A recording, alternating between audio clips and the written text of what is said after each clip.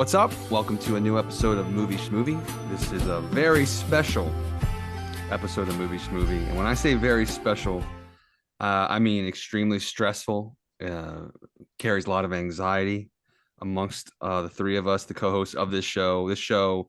Episode 402 of this show. My name is Steve. I'm here as one of the co-hosts. As always, I'm joined by Ron and John. And we always talk about this show. I feel like we put it off as long as possible to try to see as many things as we can see, because it's a lot of work picking a top 10 list. And I think we kind of make sure that we do ours last so that we kind of close the year out, because everybody waits to hear the Schmovie top 10. Right. And we kind of come in a couple weeks before the Oscars. It's really fair to say that all the other top 10 lists are fodder for our list. Agreed. They kind of jump the gun a little bit, and some say, and we kind of sit back and wait for our moment. And for 2023, this is that moment. Episode 402. Yeah.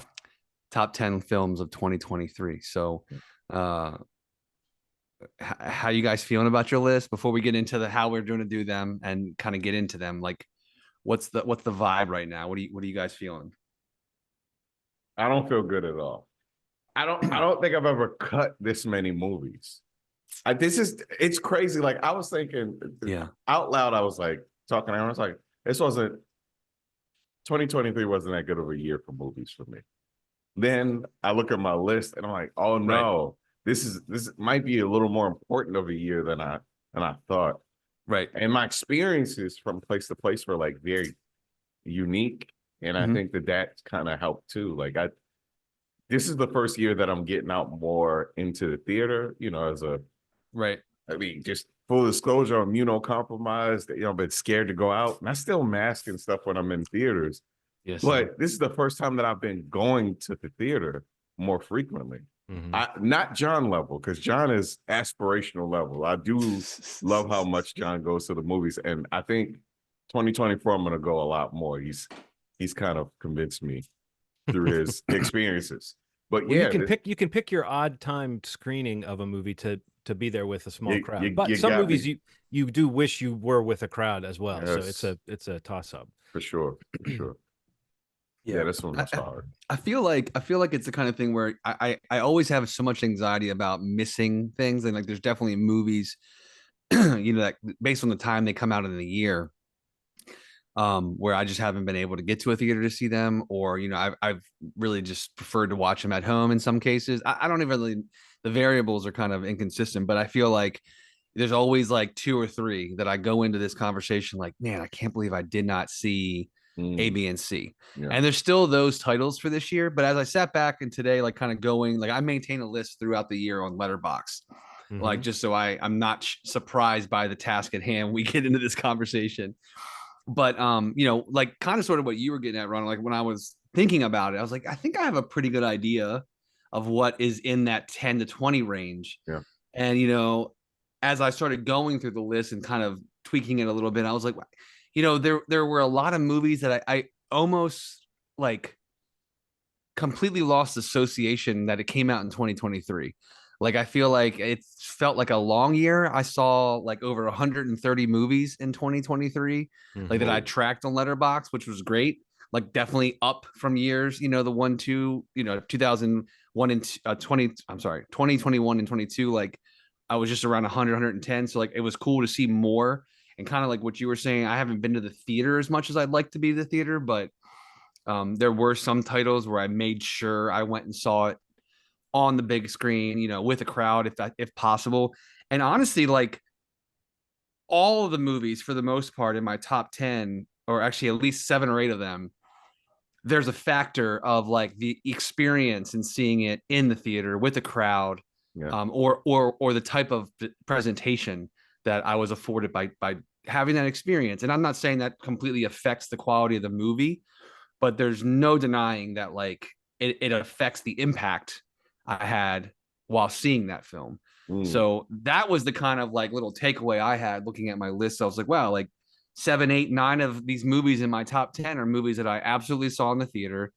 And like, I can remember the experience entirely. And some of them that are in the 10 to 20, 10 to 30 on my list, they were movies that I loved that were at home that they kind of fell into that thing where like, wow, that did come out this year or 2023. How did I forget that? Oh, it's probably because I just was relaxing at home one night, watched it by myself and loved it, and then kind of put it in the list and not forgot about it, but it just didn't have the same, the same impact that some of these other movies did. And I don't know, that was kind of the thing I recognized in looking at my list. That that theatrical element, definitely a fan of it still. And I'm glad I sought some of these movies out in theaters, because there's no doubt that that's probably affected in some way the presence where they are on my list. So yeah, I don't know, it was a good year. I mean, I don't know, I guess I would echo similar thoughts to what you both said. I think for me, I'm looking at my top. I have a top 25 in front of me, and it's really only the bottom 5 of that's like not movies that could have been in my top 10. Yeah, or my top totally, 5. I'm totally. like my 16 through 20 could be in my top 10. My 11 through 15 could be in my top 10. Yeah. My top 10 is therefore based on two things. One is sort of if I look back on this year, what movies do I think would help me remember this year and the way Right. I felt this year? And then as a kind of side topic to that, the sort of idea of, if not the theatrical experience or the specific viewing experience, the sort of personal connection, like what movies are the ones that fit in my, not just the time capsule of the year, but my personal attachment to the movies. It's like, so that means it allows a couple of sentimental favorites to creep in there. But also I think what I would say is that because of what I just said, that my top 20, any one of those could be in my top 5. This was a pretty good year for movies for me. And I feel like maybe we say that almost every year, but I almost think that it's important to make a point of that, because I hear people say all the time they don't make good movies anymore, or it hasn't been a good year since whatever year. And I find that almost every year I find that not to be true. There were only a couple of years there that I don't even think we did a best of the year list. There weren't that many movies coming out that felt like movies. And maybe that's a little bias against streaming, but it is true that there's a good mix for me of theatrical experience and just personal experience in my top 10. But it made it nerve-wracking, Ronald, like you said. The fact that so many good movies are outside of my list also makes it, I mean, it's, if listeners are new to the show, they don't know that this is something we've done every single time, is really bite our nails and like stress about it. And we'll text like in the week or so beforehand, because we do push it back in the hopes that we can see all these movies. So if anybody wants us to do this earlier, I urge you, help us get access so that we can see the movies earlier. But we usually have to wait to see them with all the regular schmoes on the street. We don't have special access. So yeah, it's mid-February and we're still saying like, oh, I forgot to see this, I forgot to see that. I think we do this every time. But is there a movie you guys would you want to just say up top, like a movie you didn't see that you don't know if it would be on your list or not, but you were surprised you didn't get to see it this year, or that a movie you think you would have made time for but you didn't? I mean, the ones that I kind of kept trying to get back to watching, a couple of them just became available in the last like week or two, and I just couldn't get around because I was on vacation. But like, what was it? Like Past Lives, Zone of Interest, Anatomy of a Fall, what's the Emma Stone one? That's Poor Things. I've been wanting to see that too. Yeah. Yeah, like those are the ones that I kept like circling around that I feel like are, they're all in the awards conversation as well. In a few weeks we'll have the Academy Awards. So I mean, between now and then, hopefully I see them, and if they have an impact on my list, so be it. But yeah, those were the ones that kind of like kept coming up on a list where I was like, God, I gotta watch that. And I just couldn't make it happen. Some of them just aren't even available, or I can't access easily. But yeah, for me, it was like those 4 or 5 that kind of kept giving me stress.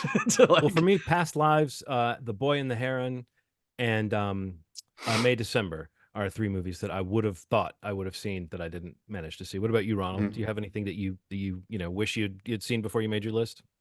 For sure, Poor Things, Anatomy of a Fall. Those are the 2. All right. I could not see those. Right.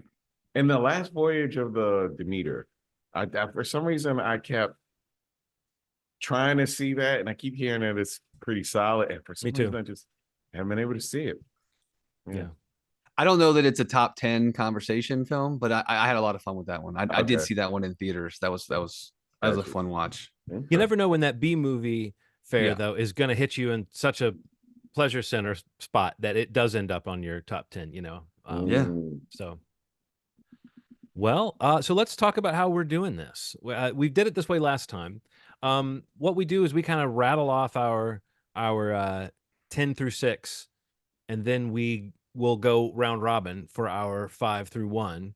And then the way we do it, when we break that down to the 5 through 1, we spend a little more time talking about them.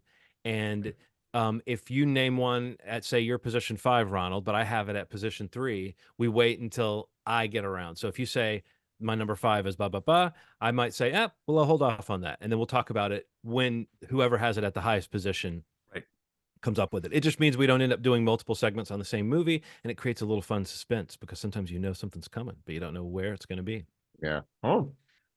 So that'll also make this episode not a 2.5-hour episode or whatever it was turning into for a while there. Yeah, that would be wonderful. Yes, if we can keep this lean. I think keep it lean, just like you know, we always aim to. And I guess, excuse me, are we gonna do like the inverse scoring too, like 10-1, where it'd be like, you know, basically, yeah. So like when we go from 10 to 6, we're gonna kind of just list them off, each of us, and then 5 to 1, we'll talk more like John just described. But like I kind of always like to give the scores so that we can kind of say a schmovie like top 5 or something like that. Yeah. So like if like basically meaning if somebody says a film is, you know, a number 10 film, like it'll get a point, 1 point.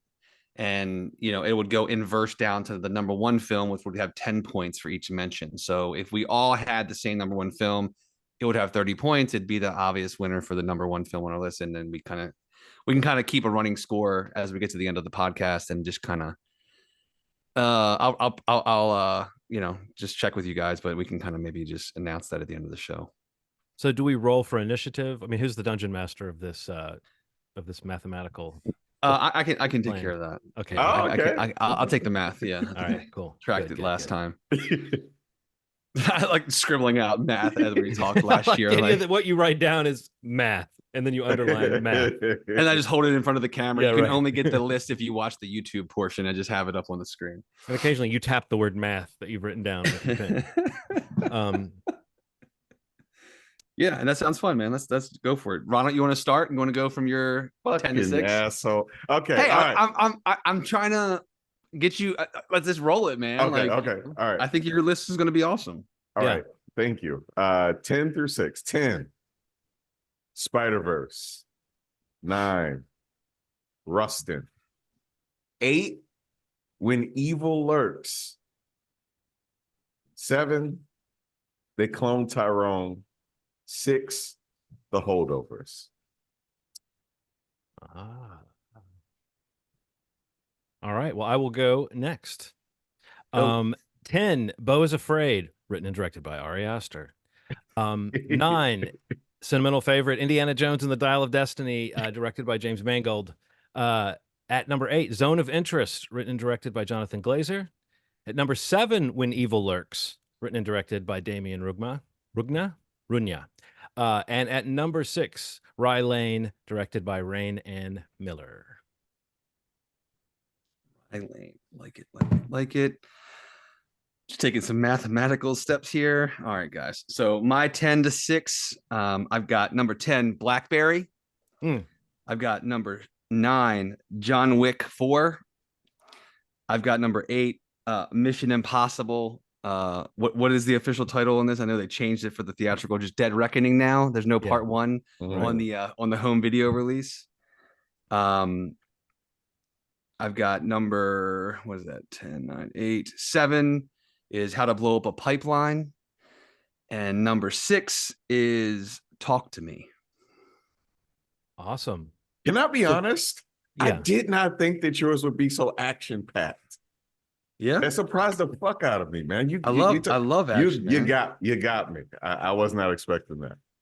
Okay. A couple things I love. One thing is I love that I think the only repeated movie is When Evil Lurks. Yeah. So that's kind of cool. I was so close to using Talk to Me.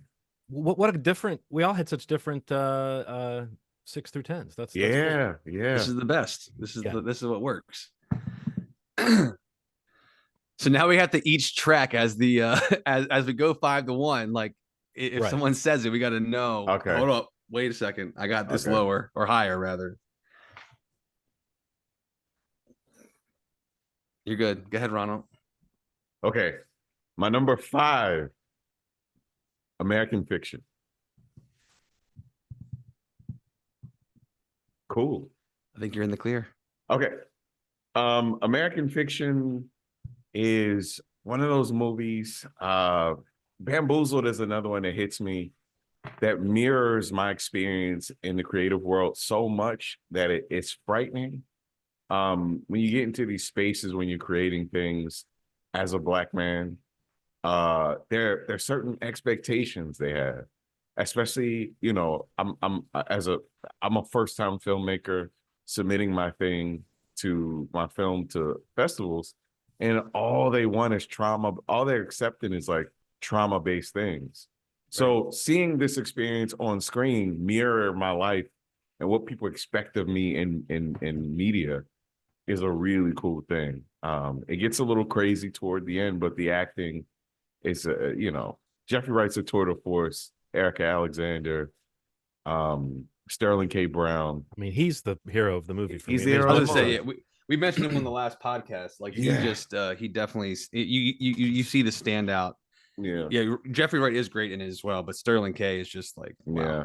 Tracy Ellis Ross, it's just like, you know, I got a little sister, and that dynamic that they have before everything goes down. Don't want to give anything away. Yeah. You know, it's just the way that my daughter, my sister, and I talk to each other. It just felt so real. Right. Yeah, it was just really cool, and seeing a family dynamic the way that it is, and creating new families. It's just kind of a theme that I always like. I'm a big fan of the movie. Yeah. Cool. Yeah, I would say that that movie, just since I said I had such a solid top 25, that was my number 17 in my top 20. So it, you know, at one moment it was in my top 10. I think it's what held me back was just a little bit. I think I expected it to go a little further with the sort of satirical tone, but I did really appreciate how much it was just a good family drama. Like you said, ultimately it was more of a family drama than like a searing satire, but I did like the level of satire that it had. And I thought maybe my favorite scene was the scene that gave in the most to the kind of meta conceit, where he's writing and Keith David has this amazing extended cameo. Yeah. I just thought that scene was brilliant. Like that was sort of the showpiece of the movie for me. But you know, as much as I think Sterling K. Brown kind of walked away with the movie, I do think the fun of watching Jeffrey Wright in this movie was just, it's fun to watch him carry a movie. He's such a good actor. He hasn't had a chance to carry, like, I mean, for one thing, you don't see a lot of these kind of, you know, mid-budget dramas made at this level that much anymore. But you know, he has every right to carry a movie like that, and so it was cool. He has every Jeffrey right to do it. That's right. He's got every right, and he's got every Jeffrey. Well, I guess that means I'm next, and that I know that this movie is not going to be higher on anybody's list because you both said you did not see Anatomy of a Fall. I thought this movie was, you know, it's one of many movies that were highly ranked by me this year. Pundits are saying this anyway. That sort of on paper seem dry or something, or like you look at the runtime and you hear the subject matter and you go, okay, what kind of mood am I in to sit down and watch? Like, how much attention span do I need? But it's like reading a classic book and instantly realizing why people love it and have loved it for centuries. It's not because people are idiots, you know. Right. And you see one of these dramas, and I guess for me, because I do love popcorn fare and B movies and horror movies, and you know, I love all the disreputable genres so much that sometimes when a movie seems like a mature drama, I'm like, how interested am I in this? Oh wait, a guy dies in it. Oh, maybe I'll find it interesting. But no, it's it kind of combines the idea of like a courtroom thriller. It's not like a murder mystery so much as like a death mystery, because you have a real question about what really happened with the person. And really, this is the first movie I've ever seen that plays with language the way this movie does. It's set in France, and it's a French man and a German woman in a relationship, and they've decided the way to be neutral is to speak English. And so there's English dialogue in the movie, but then Right. there's times where she speaks German, and then Oh, there's times where the wow. court requires her to speak French. So it's like it makes a point of it. And there were actually times in the film where the actress who is having a big year, um, what's her name? Sandra Hüller. Sandra Hüller. Yeah, she said she wanted to speak French for the movie, and the director was like, no, no, no, I want you to speak German and English, or I want you to speak English in this part of the movie because of a thing with your French Right. husband. Anyway, there's just an interesting thing that it made you think about that you don't normally think about when you're watching these movies, or at least normally in movies, if everybody's in France, they speak English with a French accent, or or they all sound British or something. You know what I mean? Like there's not Yeah. usually a good rule for why people use whatever language they do in a movie. And I felt like that was an interesting, almost meta thing that crept into the movie. But it's just an intensely well acted movie. And it's one of those films too, where you get to a moment, there's a scene in it that is just an acting tour de force that just cuts you to the bone. And it's one of those times where you just go, oh yeah, this is why people are talking about this movie. This is why people are talking about this performance. It really kind of leaves a mark in the sense of a picture of like domestic turmoil, an almost relatable picture of just when things can go south between people that are both thinking they're doing right by the other one. And just the kind of, it's just, there's an argument that you hear that's just, and the way it's woven into the movie and the way the movie plays with time and whose perception you're in and stuff. And it's one of those kind of masterfully made movies that really left you, I don't know. I'm sure we all have had those movies that just ring you out by the time you get to Yeah. the end. Not even as much about the plot as it is about just their ability to put you in those emotional spaces that are somewhat uncomfortable. And sometimes those movies are slow burns, and you do have to dig in and give them time. But when they get the hooks into you, yeah, it can be as exhilarating as any kind of super elaborate cinematic experience that you can take in. So, Anatomy Cool. of a Fall. Cool. Very good. My number 5, I think we might wait to talk about. I don't know. But my number 5 is Rye Lane. Wait. I thought so. That's fair. That's fair. All right, so it's Ronald. Tell me your number 4. You know, math is math. And in London, they I'm call actually it, doing math right now. I know. okay. They actually call it maths, plural, Yes. in London. They're so weird. Now, if you take one away from that, from one, you got 0. Now, if you take Right. one more one away from it, you got a -1. I want to talk to you guys about Godzilla -1 minus color. Oh, so you're going even further. I'm going even further down. So this how does that? episode. So how do we call that then? If we have it higher than 4? You have a high. Oh, just no. It's we go around then. It's okay. Well, yeah. Let's just. Yeah. Oh, We'll yeah. call it the same movie. I get the distinction you're making, Steve. But No. That's the same deal. Okay, John, it's your turn then. We won't have to wait long. But go ahead, John. Okay. All right. Well, this is cool. Well, this is good because this is another one I know that I'm gonna be the only one talking about because you both said you haven't Perfect. seen Poor Things. Very good. Which is another acting tour de force for an actress who we know is good, and for an actor who we know is good. And you don't know if I'm talking about Mark Ruffalo or Willem Dafoe because guess what? They're both really good. Weird. No, it's just an interesting, weird, specific movie, and it really, it's another one. I saw this one on the big screen, and so I'm glad I did. And if you like Yorgos Lanthimos's movies, you know that he he's willing to be unsettling, but he's not always just unpleasant. And so you never know what's going to happen in one of his movies, but he can go Right. to like a really grim and gross and visceral place that leaves you feeling funny and then have something absurdly comic happen at the same time. And this movie is just like that. And it almost reminds me of like Terry Gilliam or something, or any one of those directors who tries to put you in a different world or tries to give the world a different kind of feel. It's not Oz, it's not Wonderland, but it does that thing that, almost like that a Wes Anderson movie does, of like putting you in a very engineered, almost like toy Right. box world. But I would say with such an agenda, if you want to call it that, with a point of view and a story that it's trying to tell and a real reason why that visual style works with the story, that it doesn't feel twee or unreal. And I love Wes Anderson's stuff. I'm just saying I know the criticisms that get lobbed at him. And really any director that does that thing of kind of creating their own universe, people generally question like, why are you doing that? You know, but it's not an inability to depict the real world. This movie has a real point to it. And I've heard the book it's based on is great, and I could believe it because it's such an unusual combination of elements that you could believe that it could only come from like a nicely layered book. So I'm probably going to read the novel just because it's that interesting. But yeah, Emma Stone is the real showstopper here. And then, you know, Mark Ruffalo and Willem Dafoe are both doing just amazing stuff within the confines of, you know, if you have it as it's the sort of, it's a really strange way of getting at a story of someone's like maturity in the world. And we see Emma Stone go from sort of an immature, sort of girlish figure to a, you know, more worldly woman, more kind of empowered woman. And so the men around her are these different sort of archetypes that the movie just twists. And so like Mark Ruffalo is the sort of takes the sort of romantic cad character and just totally puts him through the ringer. And so by the end, you're like, what a pathetic piece of shit.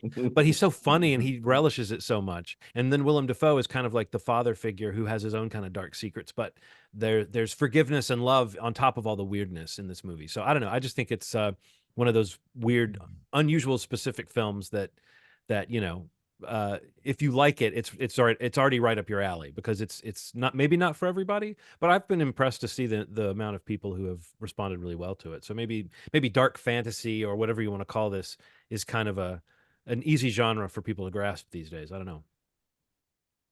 Yeah, I got to see it. So, I mean, it's got like 11 nominations at the Oscars, which is really impressive. But yeah, it's on the list. I told you not long, Ronald, but we can talk about Godzilla now because it's my number. It's not my number 4. Also, I didn't have the minus color option, but why don't you talk specifically? You can go ahead right into your piece for that, and we can kind of tag team this one. Oh, sure, man. Just I'm really glad that Asian cinema is becoming more of a mainstay in American culture. It's always bothered me that people talk about it like it's a foreign films are like a different type of movie. Like they aren't human stories with humans from just another part of the world. You know, it's just that's always it's never sat well with me. And with you know, I'm bringing it up, Netflix and sort of unifying people on when it comes to these stories. I think that Godzilla was an easier thing to digest for a lot of people. They'd seen a ton of things with, you know, slices of Japanese life, but I had never seen anything, you know, I'd seen the old Godzilla back in the day, but seeing this perspective, which again, really, again, not to harp on this, has been done quite a bit in Asian culture. These stories that take something like a Godzilla figure and really, which is a metaphor for war and nuclear war, and might be a metaphor for one of the movies on one of our lists in the top 5. But these things, you know, you travel the world a little bit, you see how these things have affected this culture, and to see kind of the root of it in this film and the family dynamics, and yeah, again, this theme that I love, new families you make out of these situations. Just a beautiful, beautiful movie from top to bottom. Well acted. I just found out about the science of Godzilla's, how he's able to walk on his. It's kind of impossible for him to walk on the surface of the water like he does. He would have to be way taller, but still, beautiful, beautiful movie with great special effects. And watching it in black and white really felt like I was in a theater in the 40s. Like it felt like I was like sitting down watching something and experiencing in this like real visceral way, which I'm pretty sure you did in color too. But it's well paced. How long was this movie? I was trying to figure out how long Godzilla -1 was. It's like probably two. It felt like 2 hours. 2 hours 10 minutes. I think if any, maybe just over 2. Yeah. It's pretty lean. Tight film. well acted. Just I really liked every character. And in fact, I love the scientists that kind of try to figure. It's like when you think you're done with a group of characters, a new character comes along, and then you see them interact with a character that you've seen in the past, and it just kind of works. And some of the reveals toward the end, man, if you don't have a heart in your chest, man, I was very emotional toward the end. Like it's just this. I never would have thought. I mean, people say this for real. I never would have thought that a monster movie would affect me this way. I never would have thought that something on this scale would affect me, but it did, man. I'm like so convinced of my need to reach out to more Asian cinema at this point, because I have anyway. But this is if this isn't an entry point for anybody, I don't know what is. I really enjoyed it. That's awesome. Yeah, I remember like saying when I first saw it, because I was able to see it in IMAX, and I was like, you need to see this on the screen, like just for the experience. So it's awesome that you got to see it in black and white. Because I mean, the fact that it even got to a point where it could have that kind of specialized release, was a huge achievement. Like this is a movie that was supposed to be in theaters for 14 days and like ended up playing for like 2 months or something. Wow. It outperformed. It's like the highest grossing Japanese live action film in North America. It's Toho's highest grossing Godzilla film. Like it's just a huge success, and and I mean, I think it even got a special effects nomination for the Academy Awards, which is amazing. And I think it's just it's a special movie. I feel like I'm not a massive Godzilla fan. I do like the movies, whether it's Universal's new thing they have going on, or no, Warner Brothers. Who does those? I guess it's Warner Brothers. Yeah, because it came on Max during the pandemic. But like those, I'm in on all these things. Like the Apple TV series, I like them. I watched the old ones you referenced when I was younger with my dad. He loves this stuff, so I can't wait to watch this with him. When it's available to watch at home. But yeah, this is just an incredible movie. This is one of the experience I mentioned, going to a theater and watching it, surprisingly with a pretty packed theater, on the IMAX screen. And it was really cool. And it just looked awesome. It sounded amazing. Like the characters were great. I felt a lot of emotions watching the movie. And you meant it was 2 hours, 4 minutes. I looked it up and it just goes by at a clip. I mean, it's such a good watch. But it's probably on my list. It's one of the most surprising because it placed so high as I just thought more and more about it. And just like, again, that theatrical piece definitely registered with me and probably had some sort of influence on where I placed it. But it's one of the more surprising placements on my top 10 list, only because like I kind of just got caught up in the swell of like the buzz around it in the week leading to it coming out. There's so much positivity around it. I was like, this sounds like I want to be a part of this, and it was well deserved. It's incredible. And I hope people check it out when it comes home for digital release. And there's a lot of love out there for it, and it's very well deserved. So yeah, Godzilla -1 is also my number 4 pick. Yeah, it would have been my number 14. It was multiple flavors of Godzilla is fine. It's like you can have Robert Pattinson and Ben Affleck, or you can have Robert Downey Jr. and Benedict Cumberbatch playing the same character at the same time. You can have these things.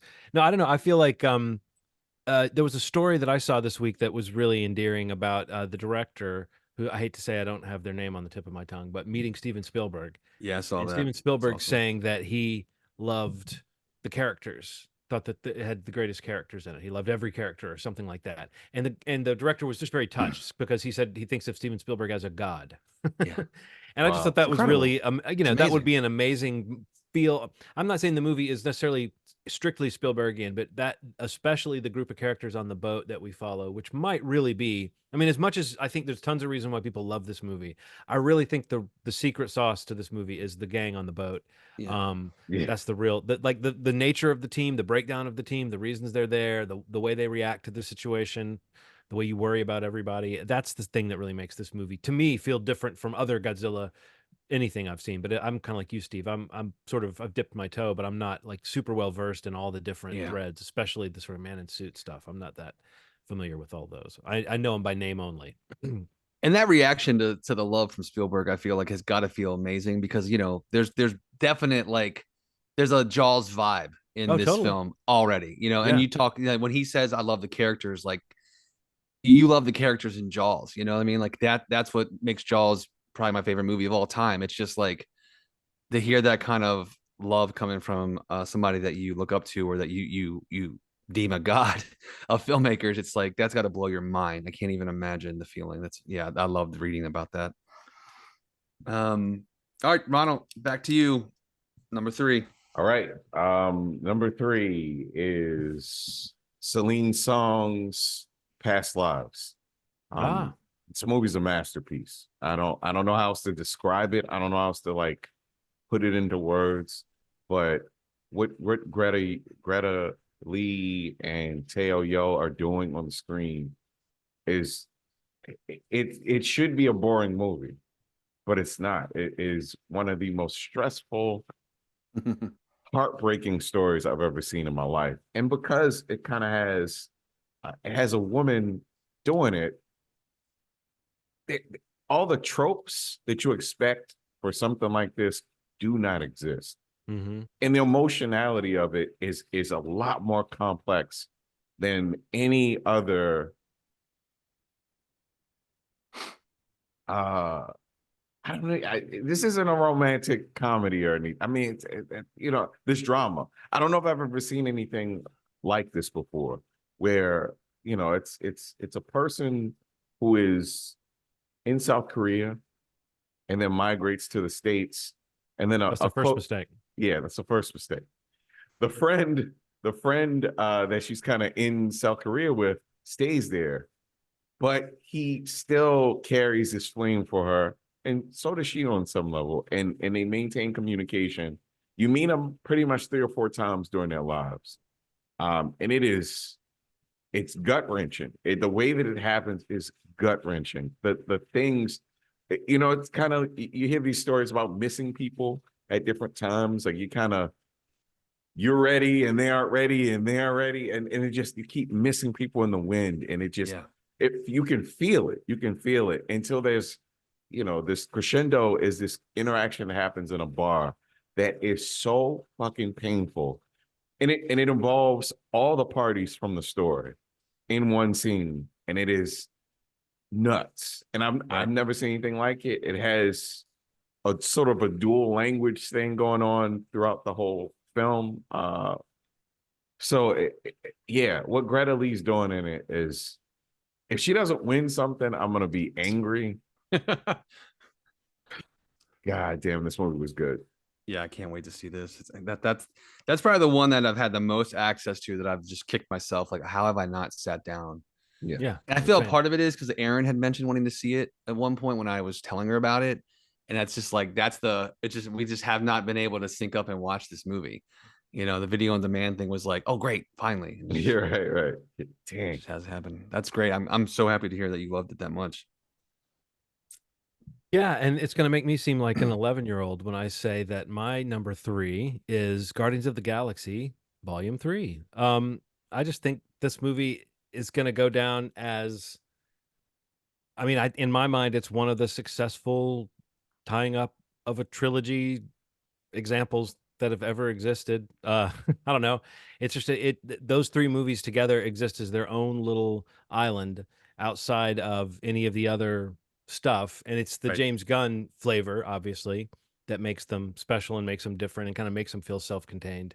But I just think it's, you know, it continued to be surprising the way that he juggled the characters in those movies, and particularly in the third one, the way they're like this squabbling family of characters. I just thought that it was written really well and performed really well. And again, you know, if people might think there's a high barrier of entry if they just don't want to see a talking tree, or they don't want to see, you know, a raccoon that's being experimented on or whatever. I mean, I get that people might find it kind of silly, but in the strangest way, I think that there's so much heart and soul in those characters, and that James Gunn is the type of guy who can pull that particular trick off. And I think that's a really unique trick. And so to me, it was like looking back on this year, I kept thinking, well, one of the highs for me was just going to that movie and not being disappointed. And in fact, feeling like it really did sort of an unusual thing, of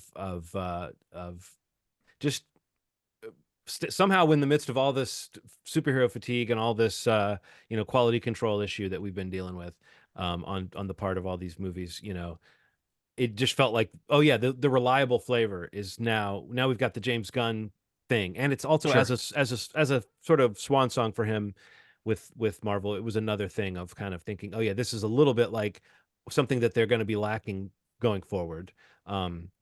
But no, I don't know. It's a movie that I don't know if I saw it 2 or 3 times in the theater. I think I managed to see it at least a second time, but maybe a third. But it's, Oh, wow. I have a feeling at some point I'm going to rewatch that trilogy separately from any kind of thinking about the MCU or the greater storyline. And again, I think it's something that James Gunn, even at the time when the appeal of these movies was how interconnected they were, I think he had the sense to hash out his own little space and to sort of help shepherd those characters through whatever other appearances they were going to be in where he could, so that it was true to some kind of a concept. And I think it's kind of, it's kind of interesting that he was allowed to do that. And I do think, just as a sidebar, the Deadpool and Wolverine trailer that just came out does hint at not the exact same tone, but it's a similar sort of reliable vibe that's going, oh, this is a new thing that they've got coming out that might get people excited because there's that fun factor and there's that irreverence at the same time as being able to juggle a real story. So yeah, that might be the kind of way to go for them, even if James Gunn can't do it. Yeah, I think that was in my top 20, or maybe just outside of it. Yeah, yeah, you're absolutely spot on. Like it's amazing that he was able to kind of do his thing for 3 films in the MCU and really kind of maintain that voice and be so consistent with it. But yeah, Guardians was great. Let's see. My number 3 is The Holdovers. Wait. Cool. I thought so. We've gotten so good at predicting one another. I'm like pausing after I say, I was like, okay, I know I can sit on this for a bit. All right, Ronald, you're number 2. Rye Lane. My number 2 is Rye Lane. Okay. So beautiful movie. Beautiful movie. And so Steve, you talk a lot about romantic comedies. Yeah. And you know what I did not realize, when I really thought about it, I watch a ton of them. And a lot of them are bad. I've watched everything from Lifetime ones to any Netflix one that comes on. That seems to be the sweet spot now. Between Hulu and Netflix, they seem to be the places where rom-coms are going. They exist. Yeah. It's and they aren't coming out in the movies. This movie hit me like a ton of bricks. And I think some of it had to do with the idea that maybe I was just in need of seeing 2 people just have a fun interaction that didn't feel like it was rooted in anything, but just this purity and meeting somebody with good energy. I love that. I love that. And it didn't feel like it had anything extra to it. It just, there's a magic to London. And it captured it in a way that I just hadn't seen. Like when you see it in other things, it just feels like a little too something. Like to that, to that. I got like it. Touristy. Everybody knows what you're saying. There's too many seals. Touristy. Barking seals. Yeah, just like very touristy. Like a very like Mary Poppins, essentially. Right. This felt very lived in. The area that they're in is Brixton. Brixton is kind of like Brooklyn, the Brooklyn of London, and it's very like it's very gentrified, and it really is about. It's kind of there's 2 things happening at the same time, right? There are these people that are having this beautiful thing, but they're like in this place that's essentially being gentrified, which is like something you don't really know until you go there. Like, you find out it has this rich Jamaican Black culture. Yeah. And then on top of it is like people that are like, oh, this is really nice. Why don't we put a Starbucks here? Why don't we put it's the same thing that we go through here. And so on top of that narrative is this couple that's also like trying to make their way around the city and have fun and enjoy themselves. And it just is beautiful. It's a beautiful, beautiful story. The dynamic between the 2 characters is just incredible. And so sweet. Yeah, yeah. It doesn't feel like it's rooted in anything but Yeah.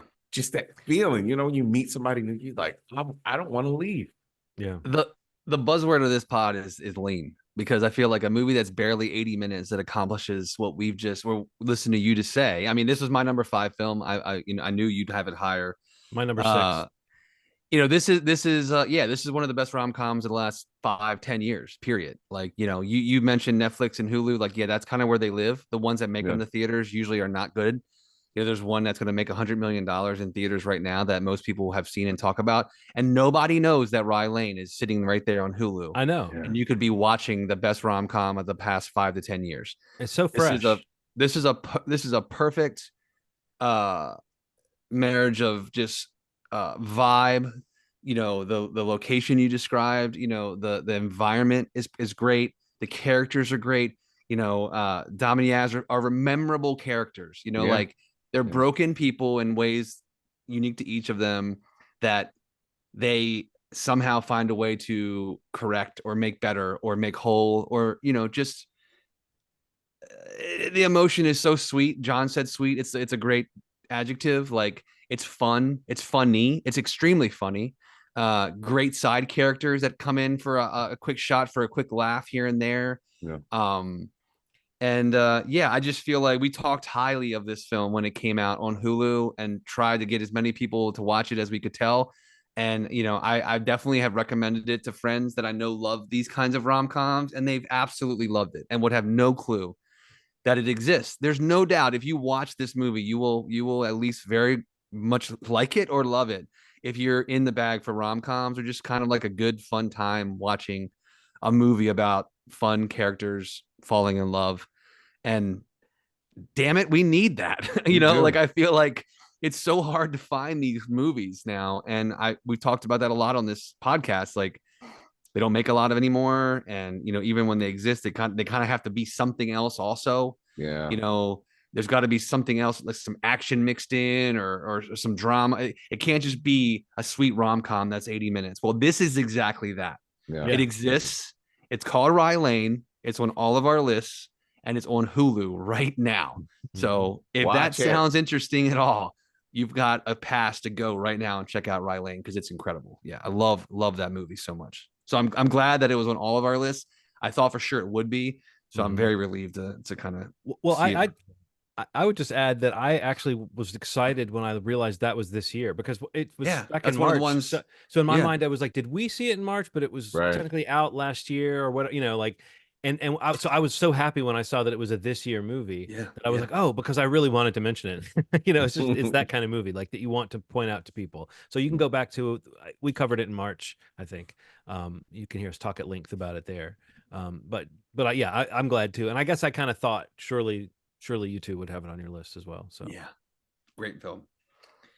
John, my number 2 was my number 1 until this afternoon, which is strange. It's always strange when something recent bumps a movie out. But my number 2 is Killers of the Flower Moon. Oh shit! You know what?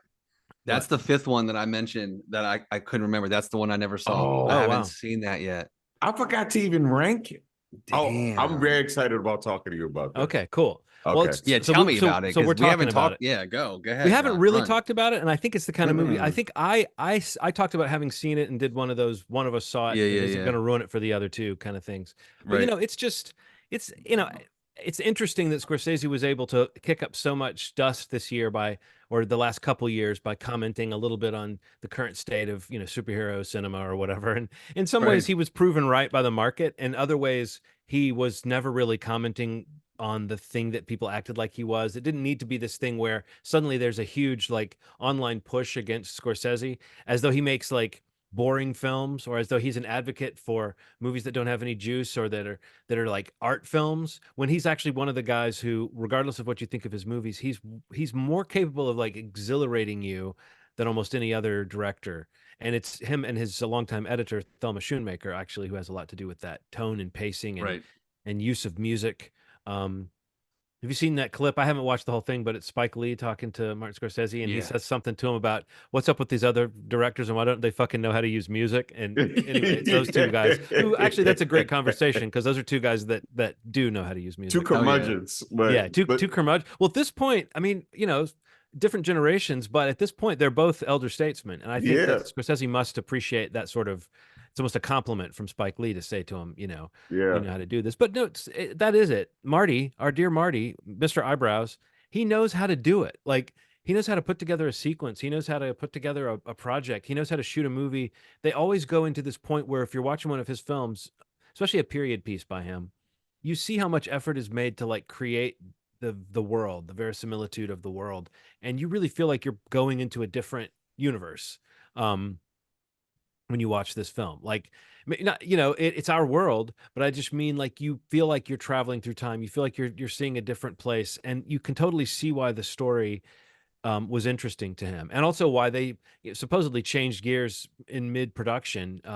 You know, there was a lot of stuff that was kind of funny that like Leo was going to play the detective part that was later played by Jesse Plemons, um, and said he saw more in the what character that I don't even think was going to be the lead of the film, um, which is you know, an interesting thing because it turns the movie's focus more to the sort of quote unquote love story between these two historical figures, um, and I don't know if like in some ways I do think I like because the book is a little bit more does lean a little bit more on the detective story with Jesse Plemons, and I like that stuff. I thought Jesse Plemons was amazing in the movie, as good as Lily Gladstone was, and as good as Leo was, as Molly and Ernest Burkhart. I don't think anybody calls him Ernie. Um, Maybe his friend Bert. But there is, and also Robert De Niro still reminding you that he does great stuff. I don't know. There's just a lot in this movie that really felt like movie magic to me, star power. Um, and you cannot take away that interest level that you get when you find out that you know the level of representation that it went for, not just you know not in a general way, but of a very specific tribe at a specific time and place. um I just think that you feel it, and it's interesting to see that even as the movie wraps up, Scorsese is kind of grappling with the role of the director, someone who's telling this story in a modern world. Like he kind of points the finger at himself in a really interesting way that I just felt like kind of not to say that it should shut up all the naysayers, but it definitely shows you that he's what's on his mind is the same question that people were asking about the movie, which is, well, who should be telling this story? Whose story is this? That question gets addressed in the movie, which is, you know, that added layer you expect from someone who works at the level that he does. So, should we see more stories of Indigenous people that are told by Indigenous people? Yes, but in terms of a you know, as a piece of representation, I think this movie is very interesting, and you know, it's no mistake that people are talking about Lily Gladstone's performance almost above all, as good as everyone else is in this movie. She holds the screen in a really interesting way that is both a cultural thing with her character and also just a pure screen magic thing, just a charisma thing of a performer who's got Right. you know got the right role. But yeah, I mean, I think what makes this movie remarkable is that it does have some of that Scorsese weird dark humor and interesting kind of exciting action and you know a little bit of intrigue and a little bit of danger, and I think that's what makes it remarkable and watchable and interesting on top of you know this what could be a very depressing or dour treatment of this subject matter. So I just found it to be a like a movie that I did not mind that it was 3.5 hours long. It does not feel any shorter than that necessarily, but I didn't find myself wishing it was shorter, which you so yeah, often do when you're watching a movie like that. Yeah, So yeah, yeah. yeah. Um, to me, it felt like a period piece with like the lady killers in the middle of it. Like there's like this bumbling man when you see what's happening at the root of it.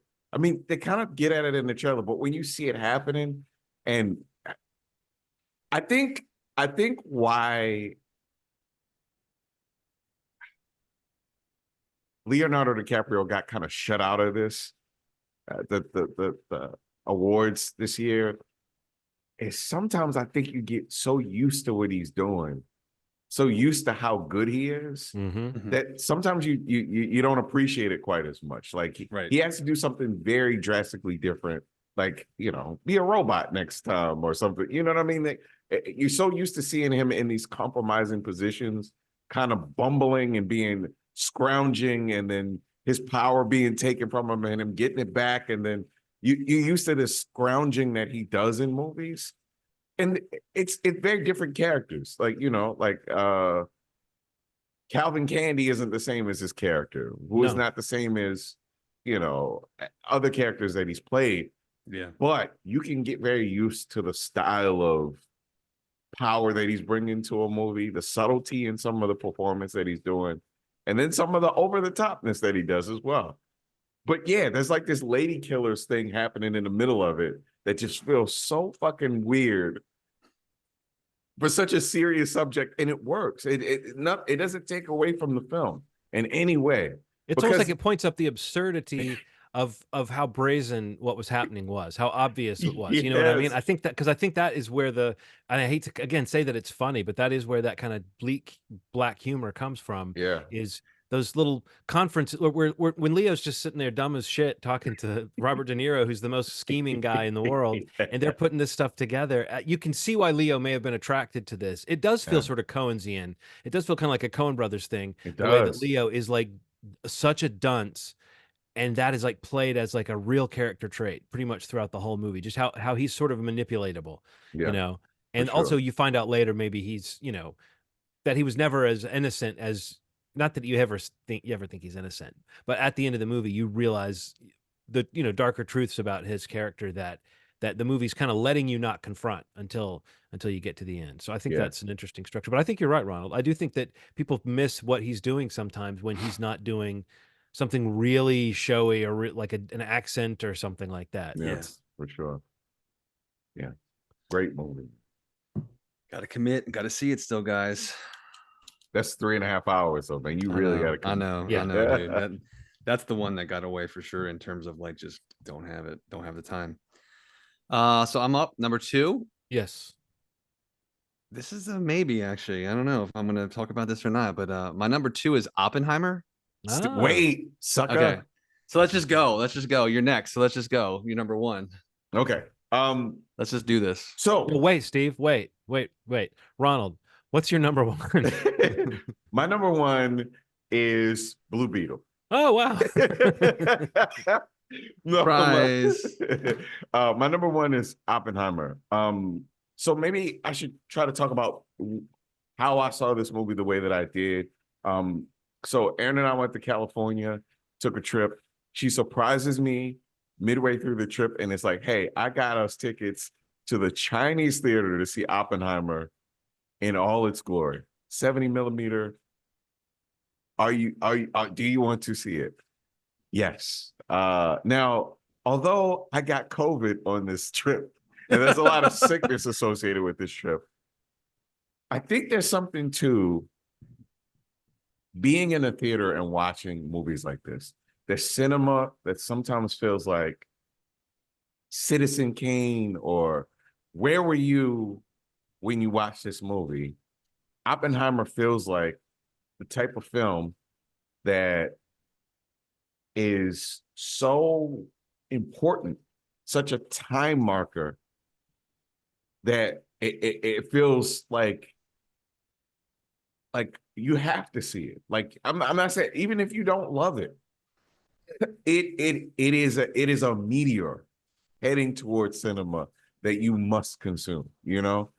And if you love it, you love it. But like, you know, it's my kind of storytelling. You know, how did this movie have the pacing that it had for the length that it had? How was it shot the way that it was shot? I mean, sure, I've seen some of the behind the scenes, but I'm just saying, like, all this stuff together, the sound mix is glorious. The acting is tremendous. Everybody's bringing their A game. It feels like one of those movies that feels so important. Like, I don't know if I'll ever see some of these people again in this way, on this beautiful perspective, you know? Robert Downey Jr. doing work on the screen. You know, it's like these side, everybody's showing up in a way that, you know, I'm not even talking about Cillian yet, who is a force, right? Like, Cillian Murphy is just one of these people that he's sneaky. He's sneaky.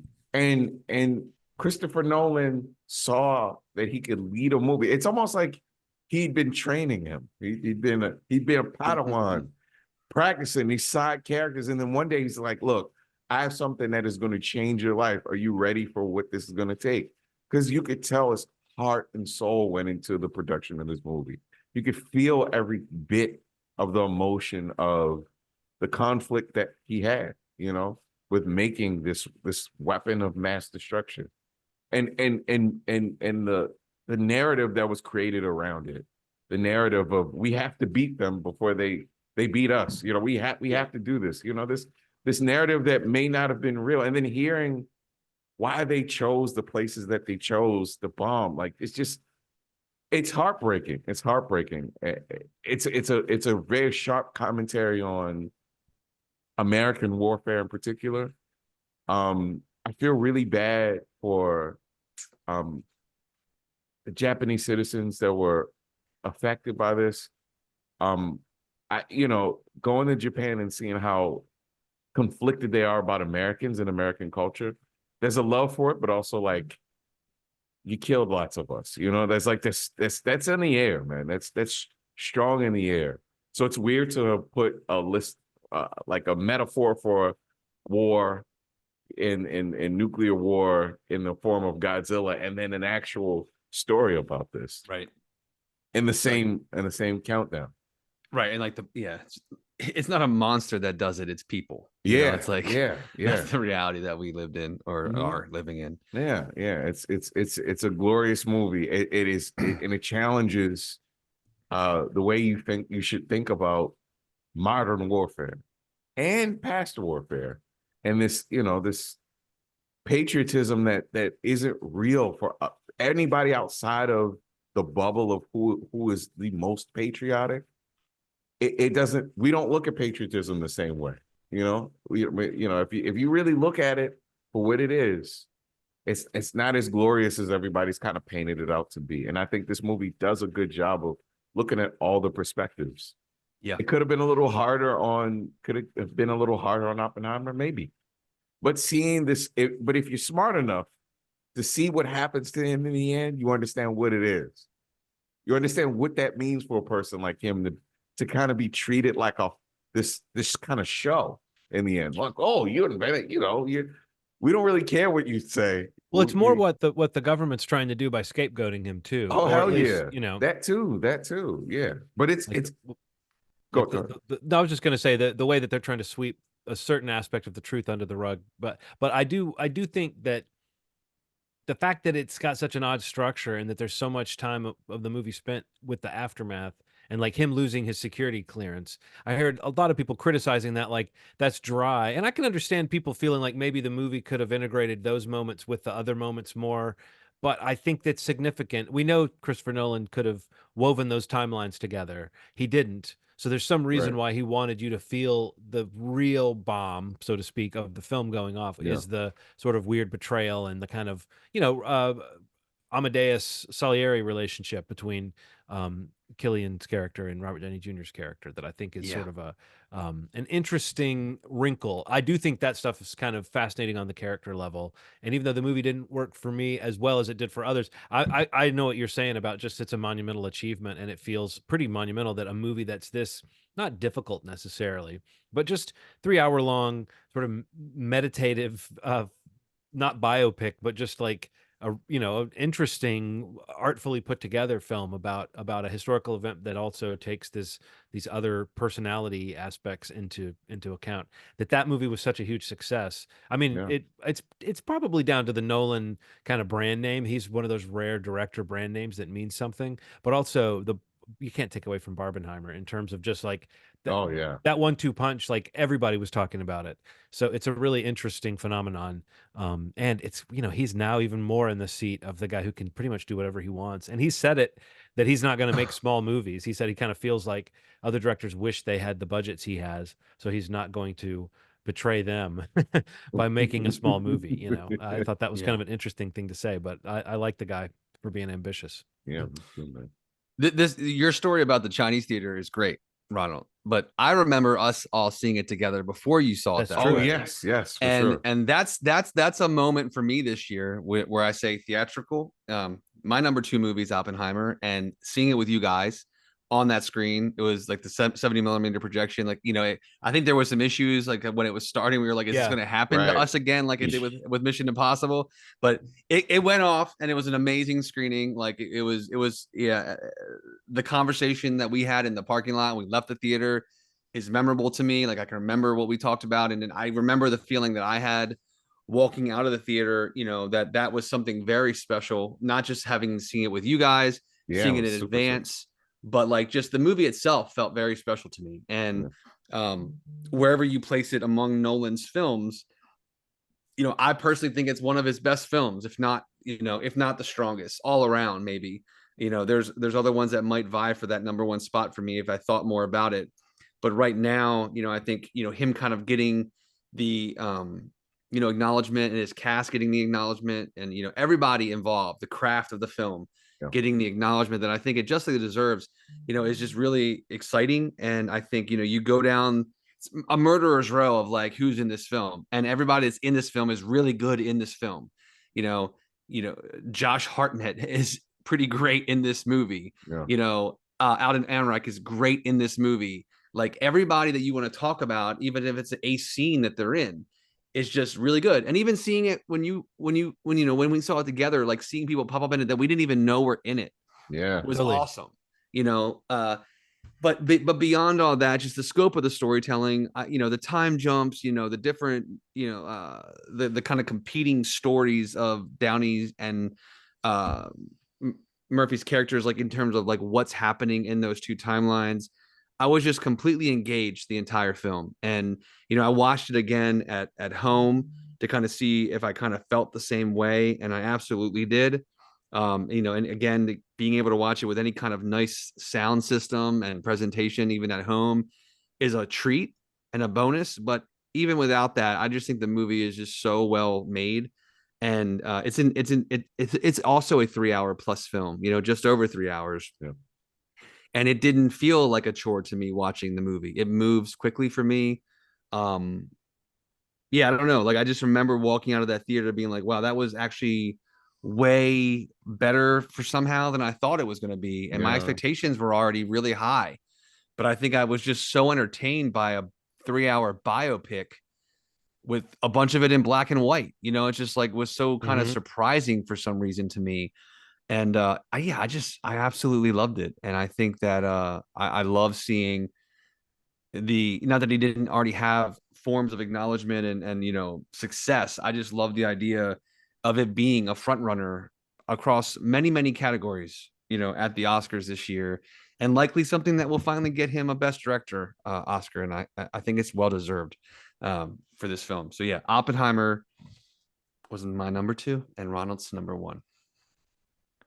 So that brings it to me. So this is a movie that I did not see until today. And I actually, while I was watching it, I was like, "Oh my gosh, is this a perfect movie?" This is such a John movie. It is such a me movie. It's been spoiled a little bit because I said wait earlier, but it's The Holdovers, directed by Alexander Payne, who is a director that I've really admired at times, and a couple of his films I love. But I feel like he's had a run of movies, or maybe not even a run. I don't see all of them, and I don't the ones that stand out to me. I love Nebraska. I love Election. Sideways is very solid. I think About Schmidt is one that I might like more than most. And then the other ones, I don't even know that I've seen them all. But there's a few that just didn't engage me. Maybe I should make sure to catch them all. But this movie was one that, just from the trailer, it looked like it had a special kind of vibe to it, a warm quality to it. I'm a sucker for that wood paneling, sort of old prep school look. The plot line is a great, the idea of, okay, this is the teacher who has to stay over during the holidays with the students that don't have anywhere to go because their families can't take them or whatever. And the sort of ad hoc family that forms, it's similar to, I said the same thing about Guardians of the Galaxy, a very different vibe, but a similar feeling of like midway into this movie, you have a group of characters that are together and that care about each other, that are interesting, and they all have real moments and they're all real characters. And honestly, the reason why this movie rose above Killers of the Flower Moon for me is because there are a few things in Killers of the Flower Moon that like with everything it tries to do that like bumped me a tiny bit. There's nothing in the holdovers that bumped me. There wasn't like a music choice or a long sequence or a dialogue note that felt wrong or acting that fell apart or Right. filming that wasn't interesting. It was like it was really a very, very nicely made movie that also felt like it had something true to say about friendship and about like especially like generational uh mentoring or you know friendship across generations, I guess you'd Yeah. say. And I felt like it was incredibly touching. I mean, we know Paul Giamatti can be great, but he's just completely fantastic in this. And this kid, what's his name, Dominic Sessa, Sessa, yeah. um also incredible. And then who plays Mary, Divine Joy Divine Randolph. Joy Randolph, who I believe we've seen in things over the years, and she's one of those actors who pops up, but like she's fantastic. And again, she's a real character. There's not like, and those are your three main leads that have a real story, but everybody gets nice, interesting character things to do, and it never feels like it's pushing. Like it does a little bit of road movie, but it doesn't push it. It does a little bit of sort of Wes Anderson-y kind of, you know, you're around kind of the teachers, the world of the sort of school you could believe is a little Rushmore or something like that, but it Yeah. never becomes heightened in a way that feels false in any way to me. And I believed the way the kids were acting. I don't know. I just was like, it got to the point where I was like, okay, this is the last movie I'm watching before making this list. So I was kind of like going, is there anything wrong with this movie? And it really, like I said, it just didn't have a false note for me. And it really gained a lot of currency by the time it gets to the ending, which is like a perfect kind of bittersweet way for this story to wrap up. I just was so glad that I had fit it in because I had heard nothing but good things. And it's sort of like that kind of thing where you go, yeah, I'll probably like this, but how could it really be that special? And so often these movies that get highly recommended throughout the year, Yeah. or throughout the last few months for this one, you know, so often those are rewarding when you finally make the time for them because you're like, oh yeah, everyone's excited because this really does have some real human warmth in it. And I stress it really is also a very nice looking movie. I mean, it really is nicely shot, which puts it ahead of some movies of its sort that feel a little bit TV sized. This felt like a movie, but it had that Yeah. kind of TV closeness with character. And I was not too shocked to find that it was a script that was written by what's his name, David Hemmingson, who has written a lot of television and had written a pilot for a television show set at a prep school. And Alexander Payne kind of heard about it or read it or something and said he wanted to use that as the setting for his next movie. And then they kind of, you know, pushed it into the shape that it is now. So it's an Right. adaptation of what could have been a television show. And I Oh, think the wow. characters have that level of kind of richness to them. Like you really do feel like you could spend more time with them. But I love that the movie is that great thing a movie can be, which is a story that can only happen once. You know, this isn't a next day everything was the same movie. This is a movie that at the end the characters are all changed. And that's, you know, that's kind of the definition of a movie, right? Yeah. Right. Is a story that only could happen once. Yeah, this was my number 3 film, and I feel like I don't know that I was as I don't know if it's surprised like how high I placed it, but like I kind of on the wave of love that it had been getting, kind of finally saw it once it was available at home. So I didn't see this in the theater. I saw this at home, and I felt like it felt perfectly amazing to watch it at home. Like I felt Mhm. like it's such a warm, joyful film that yeah, it does look and feel like it was made in the 70s. Everything about it just kind of lays right in line with that. But this feels like a movie that I will watch every year. It feels like a movie that could be one of those things you watch around the holidays. Yes. Like it's got that vibe of joy. There's pain in it. There's kind of just this humanity, um, even from this curmudgeon of a instructor or professor that Paul Giamatti plays. But in these characters that he kind of bounces off of, both Dominic and Divine, like there's a nice little, there's a great supplementary relationship happening amongst the three of them Mhm. that kind of allows each to kind of handle their or kind of address and challenge their issues in life, or like the problems that they have going on in their respective lives, and acknowledge each other's, you know, and say like that's actually what we have in common. We couldn't be more different than each other, but what we have in common is that we all are struggling in some way, and whether we talk about it or show it or wear it on our sleeves, it's like we can help each other by acknowledging that. And I love that, like that kind of grows, and you know, with each of them kind of is kind of shown in different ways through the film. But yeah, Dominic Sessa was amazing. Like I felt like this is for this being like his first film. Like it's like wow, like look out for this guy. Yeah. Paul is always, you know, consistent and great. And I mean, if anybody's gonna upset Killian, or I don't even know if it's an upset anymore, it's Paul. Like it might be his time. You know, it might be his time for this. This might be his movie to give him his Oscar. But between him and Killian, yeah, but great, amazing performances. But uh, the sequence at the end in the like the administration office, you know, the I comment, like it's just, And I mean that's it, the man. insult he gets off when Yeah, he's leaving the yeah, office, and also that scene before that. Like it's not like the movie's lacking for a great scene, but for that's sure. like that sort of like for your consideration moment. This is That it. You sort of roll that. impassioned scene he gives, where he kind of lets it all out in a way he hasn't at other points Yeah, in the movie. You know. yeah, But also it's that thing of whittling away what a character has in their life, and at the end of the film, he's kind of stuck at a moment where he realizes that maybe the thing that he's been valuing and being true to all this time, maybe he's not as valued as the situation was for him. And it's that whole thing of like both a young man and an older man realizing a very similar thing about how they can have a better life. You know, I don't know, it's an interesting deep thing yeah, that feels very natural. It doesn't feel forced. um so yeah. And I don't even know that I like really consider myself like a huge Alexander Payne fan. I do like a lot of his films, but this is, I mean, besides maybe Election, like this is the one for me. I mean, this was yeah. like a perfect, like yeah, like you said, like I really don't have an issue. Like my top three films that I have in my list, it's, you know, I mentioned Holdovers, Oppenheimer, and I'll get to my number one next. But like, I really, these are 5-star movies for me. Like I really can't say anything bad about the Holdovers, and I can't recommend it enough. It's really a great film. Ronald, you also had, this is another one that's on all three of our lists. I mean, you had it as your number, what, 6? Holdovers? Yeah. I mean,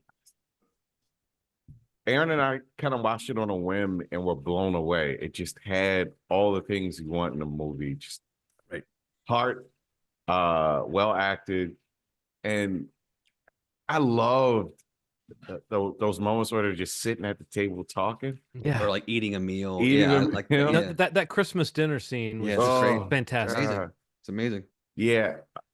It just is so well put together. And I would watch a whole thing with them. Like if they meet up every couple of years, they just had this dynamic that was just so good together. I don't think you could have expected. I don't think that anybody could have expected it to be this magical. Like it started off, you know, you feel it. You're like, okay, Yeah. this has a good energy. But then when it gets to what it is, the heart of it, which is just the three of them being around each other, it's magical. It is really, yeah. You're right. These are 5-star movies. I'm always gonna suggest this movie to somebody. You know what makes it feel that way, I think, Ronald, is that it has like a generosity of spirit. Like Yeah. even when characters are talking to each other, like there's a moment, and this is such a small moment, but at that family dinner, there's a moment where he says, "I've never had a family dinner like this, like a home Yeah. style." And he says, "My mom would order from Delmonico's," and you almost expect it to be like, "Oh, the mom, what a piece of shit," right? But instead, Mary says, "Well, hey, that's a good idea. Next year, I'm going to order from Delmonico's." And so Yeah. it's like nobody's letting anybody be shitty about anybody. I mean, at least not on their watch. And Yeah, it's especially in that moment. yeah, but I'm saying you don't even. That's the movie's got a few moments like that it's like, oh, this could have been a more, and you might even expect from other Alexander Payne movies for it to be more of a caricature that you're witnessing, or more of a, oh, this character is like really, you know, their bitterness is making them, they're wearing it on their sleeve. But even Paul Giamatti, who's kind of, if you were going to say the curmudgeon of this movie, he still has so many moments where he's like being warm-hearted and expansive or appreciative or communicating clearly. And it's like it's not that movie where you're like, why don't these people just talk about their feelings? This is the movie where people are actually most of the time talking to each other openly about what's going on. Yeah. And it's just so human for that reason. Yeah. So Yeah, for sure. all right, Steve, I think that means the last big mystery is your number one, if it's a mystery. It's a, I don't know if it's a mystery. My number one is Spider-Man Across the Spider-Verse. Awesome. Ronald had it as 10. And you know what? I'm going to say real quick. So my top 3, I mentioned Holdovers. I watched at home in the winter. It felt perfect. It got that homey vibe. I saw Oppenheimer with my guys in the pod in theaters. So it was perfect. Yeah. And you know what? I saw Spider-Verse Across the Spider-Verse with my daughter, and I don't think anything will touch it. I'll be honest with you. I like that. Even thinking about talking about this kind of makes me emotional, and I may get emotional even talking about it. Please do. But like literally, this is like a series of films that like is a her and me thing, you know? And even as we record this, she's 2 rooms over sleeping in a Gwen Stacy pajama outfit. You know, like that's the thing for me. The coolest Spider-Man costume of all time, I think, might be the Gwen costume. It probably is. Yeah. And that's what she's laying in her bed right now. Like we went to Universal Studios last week and she wore the costume through the Marvel part of Universal Studios. She met Spider-Man and she got a fucking picture with doing a thwip. I mean, like she's all in on this. And I think even beyond like, you know, Spider-Man as a statement and Peter Parker, she is more into Miles and Gwen, you know, and that's because of this movie and this series of films. And even some of the animated stuff that's on, you know, some of the family programming that we watch. But like, you know, going and seeing Into the Spider-Verse with her a few years ago, you know, she was younger, she was into it, you know, but she was like connecting. I could feel it connecting to it. You know what I mean? And the animation for her is very accessible and it's very engaging. And, you know, for her, it's a style of animation that she's seeing and doesn't feel like groundbreaking and necessary like it does to us. Because it's like, this is an impact moment for her. And she sees this and it sets a bar very high as to what things can look like. And that means a lot to me, especially seeing tons of movies every year. And, you know, so going to see Across the Spider-Verse on the biggest screen I could find with my daughter opening weekend with a crowd who was super into it. The #1 movie going moment of this year for me. No contest. I love you guys. Oppenheimer was awesome. Yes. Oh, yeah, Sitting next to her and her turning to me, saying characters' names, remembering something from Into the Spider-Verse, you know, like being shocked when something happens, you know, towards the end of the film or whatever the case may be. And that's all just emotion. That's all my experience with my daughter. Yes. It's before I even talk about how fucking incredible this movie is to me. Yeah. Like I texted you guys, we were talking nonstop, you know I was super high on this film when it came out, but even watching it multiple times at home with her since it's come out again, or with my wife and even my son who like will watch along. He's so young, but like he gets what's happening. Like he knows who the characters are too. So, you know, I just think what they're doing, Lord and Miller and the group of directors that they have working on all these films is just so unique. And I think, you know, in a world where we see all these different IP building out multiverses and things like that, I think, you know, they're probably doing it the best. And I don't think it's any contest, honestly. Yeah. And I think that the idea that they introduce in Across the Spider-Verse of a canon event is genius. And, you know, you're the comic book guys. I don't have the reference point, but to me, putting that in the middle film of a trilogy and like kind of letting it be the point that gives our lead character a reason to be different is genius. And honestly, it makes me so excited to see the next one, whenever that may be. But it makes me just appreciate so much of what Into the Spider-Verse was even more. And you know, people can complain about like this not feeling like a full movie. I completely disagree with that. Whether you want to look at it from Gwen or Miles's perspective, this is absolutely a complete film for me. It leaves you excited for more, no question. But you know, Pemberton's score is incredible again. Him not getting a nomination to the Academy Awards blew my mind. I can't believe that. If you watch any behind the scenes stuff, we talk about like that all the time on the pod. You know, we seek out these cool behind the scenes videos. Watching him score this movie, like it'll blow your mind, like what he did, you know, and how he comes up with capturing certain sounds and things like that. That's again another element of craft and filmmaking that is a bonus almost to like this incredible story, an incredible cast of voice actors. You know, just looking down the list, Jason Schwartzman as Spot was, you know, just not even surprising to me because he's incredible, but like the way that character kind of becomes a bigger villain throughout the film while we're kind of dealing with a possible other villain, or at least a conflict among the Spider Society, is I just think so creative. And Oscar Isaac as Spider-Man 2099, like that, all that stuff. Just, I don't know, man. Like I was buzzing walking out of that theater. Like, and again, some of it's about my daughter, and some of it's about just my love for the whole idea of spider people in general. But I think that they're cooking with gas with this franchise, and for this movie, to Spider Into did great for Across to overperform again and to have the box office it did, and the great reviews that it did, or that it got, sorry. um you just love to see this kind of thing, especially in the animation space where I feel like it's like doesn't get the love, it not getting acknowledgement this for this film at the Academy Awards like Into did.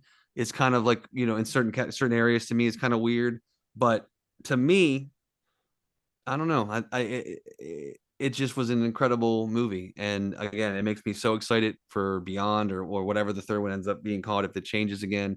But It's going to be called Dead Reckoning Part 2, which is weird. It all comes together. Well, I think one thing I just want to say, that thing about your daughter is so sweet, but I will say that's what like peak Marvel was like with Henry. Sure, So I got to go through peak Marvel with that energy with him, and it was that same kind of thing. And we got to do some of that with you. No, and we did. I know exactly what you're talking but about. I'm just saying that feeling you're talking about of like, it's fun to see the imagination fire off in your child, and to see them. I mean, it's like, as corny as it is, to see them relate to these like heroic characters that do stand for something good. Like the movies are well written to stand for values and things that are good. And so they present heroes that are flawed and relatable. And to see your child latch onto that is like both sweet and hopeful, but also, how fun it is. And when something's that good, like this movie is like beautiful. Like what you're talking about. I mean, the thing I still like the first one better, but I do think the second one was so incredibly like visually. It wouldn't even matter if I hated the story. I would still rate this movie pretty highly just on the strength of the visuals alone. I don't at all hate the story, but yeah, every freeze frame of it looks like really cool concept art, and it's actually part of the animation. And I think as many people as maybe have learned the lessons from this movie, or this series, as far as how they can play with what feels like 2D mapped onto 3D or vice versa. I don't think anybody has been close to doing it as beautifully. I mean, there've been some really cool looking movies that have kind of drafted on this movie's success, or had similar ideas about how to create a new animation style, and still nothing has quite found this level of like really attractive character designs, really fluid, interesting sense of movement. Yeah, it's unbelievable from an animation standpoint, and from a storytelling character standpoint, it's so strong. Yeah, I mean, it's incredibly cool that these movies exist. And it's like, I don't want them to overdo it, but I think we can at least count on the third one, wrapping up the story in an interesting way, or having some new interesting place to go. Because I think if we aren't going to see it for a while, it's because they're taking their time on it. So I guess that's a good thing. But it was weird to see it even scheduled. It was supposed to be out like in a couple of months, right? And that's just, I mean, obviously that got taken pipe off. dream, right? But that seemed like a pipe dream even when it was announced. So yeah, I just think, like, I don't know, there's something so special about it to me. Like I feel like, and I'm in the bag for the MCU stuff and most of the comic stuff. Like I think a lot of it is great, but I think, even the best of the MCU, and I love a lot of these, what I would put in my top 5-10 MCU films, this is easily on par with them, and exceeds it in probably a lot of the like boxes that you need to check for story, for character, for score, for just I don't know, pacing. Like the movie moves at such a clip, and like even how it starts, like kind of on Gwen, is so creative, and it's kind of like it kind of shakes you up a little bit. Instead of just jumping right back to Miles, you get a little more time with Gwen, and that honestly, and that is like something that really set my daughter like ablaze, right, to jump into this movie was like, oh shit, and like she's like glued to the screen right now watching Gwen, with her band and all this shit that she's going through. so cool. Yeah, it was amazing, man. And thinking more and more about these top tens, and like the impact, the theatrical experience, you know, the different ways we can experience and view these films and the way they affect us. I'm really thankful to have a variety of experiences this year. And but Spider-Verse, you know, with my daughter, this is probably the franchise. There's other things that we love together and that she loves, but there's no question by the time that comes out, whether she's 7, 8, 9, however old she is, uh, it is going to be like the marked event on the calendar that year that like it's an event. We've got to see this, and we'll be dressed up in our Spider-Man costumes at the theater, like just like we were this year. But yeah, Across the Spider-Verse is my number one film. You see, you're so familiar. I used to do the same thing, like figure out how old Henry was going to be. Like they'd announce when the next one was coming out, and I'd be like, "Oh, he's going to be in 5th grade. I hope he's still a little kid." You know, Yeah, he's in. when that one comes out. Well, that's an awesome year, and those were good lists. Steve, are you tallying up our final maths? I got it, guys. All right. So the Schmovie top 5. I'm gonna go from 5 to 1. This is all point scores. Number 5 is Spider-Verse. Spider-Man Across the Spider-Verse. Oh wow. With 11 points. It was Ronald's number 10 and my number 1. Wow. Call that a split. We can do that. Number 4 is Godzilla -1 with 14 points. Holy. It was both Ronald and my number 4 film of the year. Number 3 is Oppenheimer with 19 points, coming in hot at number 2 for me and number 1 for Ronald. Number 2 was Rye Lane, a film that was on all 3 of our lists. Holy. Ronald's number 2, John's number 6, and my number 5. And the number 1 film of 2023 per Movie Schmovie is The Holdovers with 23 points. That's really cool. Placing at number 6 for Ronald, number 1 for John, and my number 3 film. And you know, I just want to say, I'm looking at these lists, amazing lists. I love the variety, but all 5 of those films were in my top 5. Yeah. This is amazing, guys. I'm making very happy. You win 2023. I think Schmovie Studios has made me the guy for the top 10 list here. Yeah. But I'm looking at like what I circled on the list. I'm like, oh, wait a second.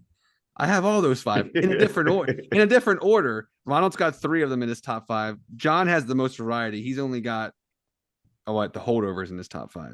Yeah. So yeah, but awesome picks. Again, 5 to 1. We got Spider-Verse, Godzilla -1, Oppenheimer, Rye Lane, Holdovers. All of them but -1 are available at home right now. So you could Nice. watch that now if you haven't seen any of them before Oscar time comes. Because with the exception of Rye Lane, these are all Oscar nominated films that people will be talking about in a few weeks. Boom. There it is, guys. What an awesome episode. I love that. That was a lot of fun. I don't feel the anxiety coming out of it that I thought I would. Me I do feel like hearing you guys talk about past lives, Poor Things, Anatomy, Zone, or mentioning or Killers, especially like so high on John's list. I gotta still see them. I don't know if they'll impact my list somewhere, some way rather, but Letterboxd will still let me edit it after today, so I'm happy about that. But this feels good. This feels really good. I always like when there's variety. Me too.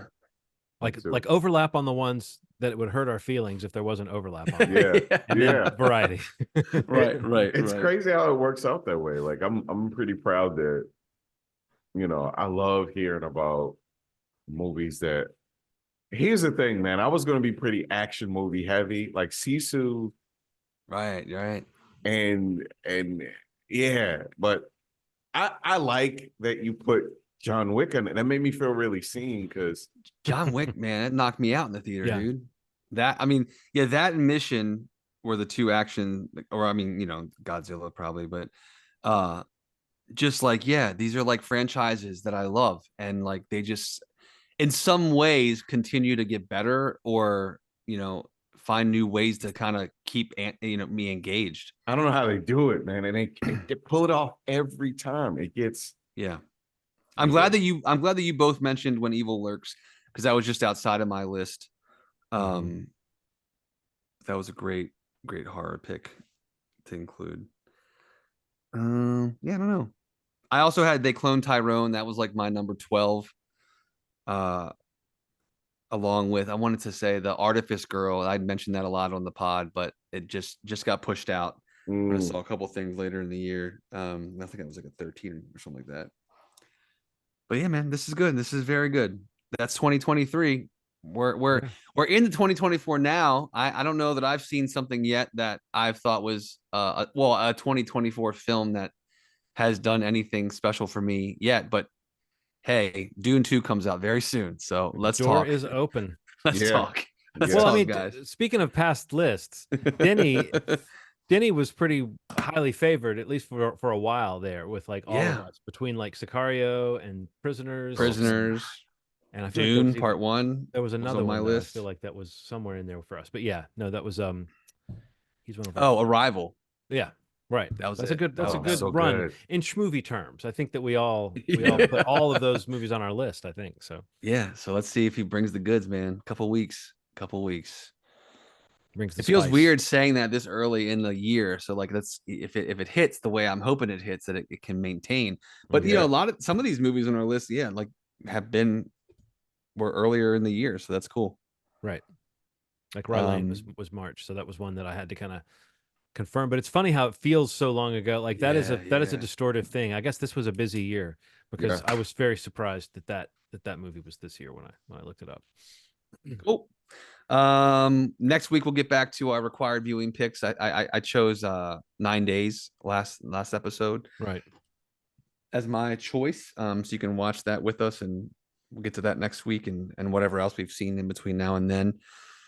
Movieschmovie.com is the website. You can go to there to subscribe to the podcast on the platform of your choice, or just stay on that page and listen to anything that might catch your eye or strike your fancy. Speaking of catching your eye, if you go to youtube.com/Schmovie podcast, I always get the address wrong. Ronald, Movie Schmovie Pod. Movie Schmovie Podcast. Yeah. YouTube.com/Movie Schmovie Podcast. You can get the visual option, which, trust me, it's looking real nice right now. Ronald's done this great job with those videos. And so hit that up. You can subscribe, hit the notification bell so you get a little alert every time a new episode comes up. And you have to do zero work beyond that. It'll tell you, and just go and watch. But coming up here, I mentioned it a few times. We have the Oscars coming up in a few weeks, so maybe we'll talk a little bit about that, whether going into it or post awards. That'll be exciting. And I said it, Dune Part 2 in a couple weeks. We got to get together to watch the first one at your house, Ronald. A little rewatch to kind of get like a little refresher, feel a little prepped for Part 2, and then that'll be fun to talk about. Thank you so much for listening. Thank you both for doing this again. This is a really fun episode to record, and as always, you've made our day. Thanks. Bye.